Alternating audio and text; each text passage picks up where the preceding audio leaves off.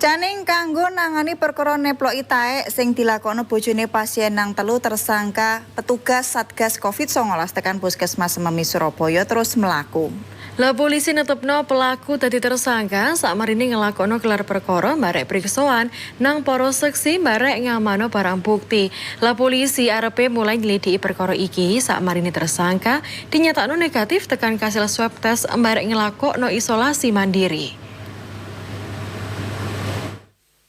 Satreskrim Polrestabes Surabaya akhirnya netepno pelaku sing neploki taek nduk petugas Satgas Covid-19 tekan Puskesmas Sememi dadi tersangka Rebo wingi.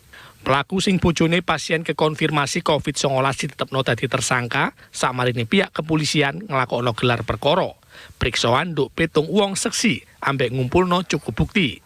Tersangka dijiret pasal berlapis yaiku pasal 212 KUHP perkara perbuatan nglawan petugas ambek pasal 14 ayat 1 Undang-Undang Nomor 4 Tahun 1984 perkara wabah loro nular. Jari AKBP Sudamiran Kasatreskrim Polrestabes Surabaya, perkara iki balik dilanjutno sakmarine tersangka ambek loro anake dinyatakno negatif kasil tes swab ambek isolasi saksuwene 14 dino nduk salah sijine hotel nang Surabaya.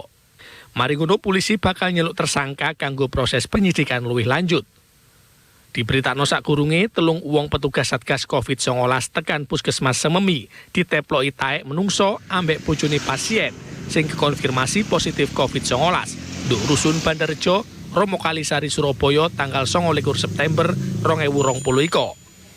Aksi iku dilakokno dibedhek polahe bojone pasien Covid-19 gak gelem lek sing lanang bojone dievakuasi nduk Rumah Sakit Bakti Dharma Husada Surabaya kanggo dikarantina. Juli Susanto, CTV.